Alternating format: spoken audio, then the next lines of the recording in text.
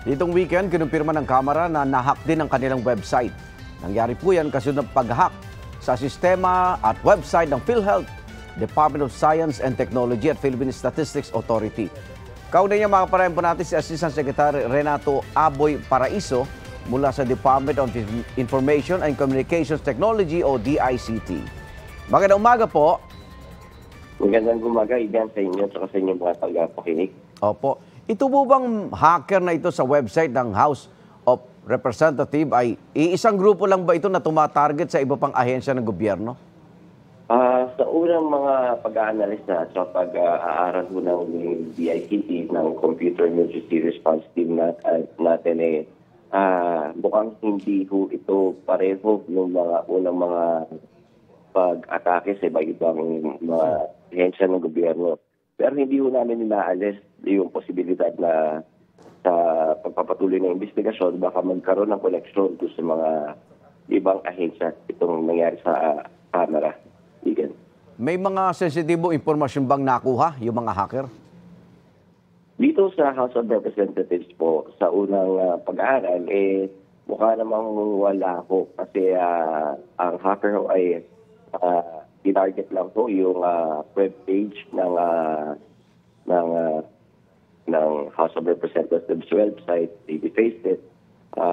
Pero yung extraction pinag-aaralan pa ho natin kung may mga na-extract na sensitive information na galing sa House of Representatives. Opo.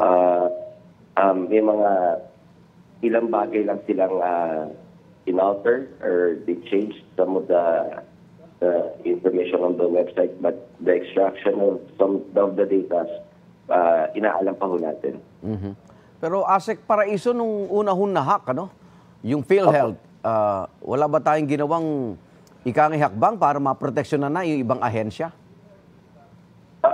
Kailangan nating malaman at saka ma-realize na the individual maintenance at saka yung upkeep ng mga iba't ibang sistema ng gobyerno, naka-lodge or the primary responsibility of it is lodged within the individual agencies. So tayo ho, patuloy ang pakikipag-communicate natin sa kanila, pagpapaalala, pagbibigay ng mga guidelines on how to improve their securities. Mm-hmm. Kamusta naman po yung pagpapalakas sa security ng mga nahack na portals at website? Nauna na pong binanggit kasi ng DICT na marami na raw expired na security application sa mga ahensya, ASEC. Opo. Gaya ko lang nasabi natin, Igan, na patuloy yung pagko-communicate natin with these individual agencies of government. Then we give them plans, procedures, and guidelines on how to improve their systems. Opo. And give them certain advices.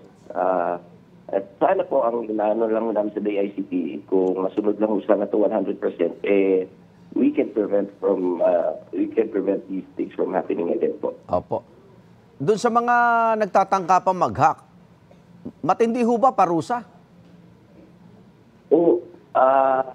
Marami ho mga batas na ho na naka-in place na would punish this threat actor. So, Opo. In fact ho, pagtapos ho ng investigasyon ng DICT, pinapasa na ho namin to sa EICC for the criminal and the cybercrime investigation of it. Then pagtapos ho nun, ipinapasa na ho natin sa mga appropriate law enforcement agencies for possible prosecution po. Maraming salamat, DICT Assistant Secretary Aboy Paraiso. Ingat po kayo.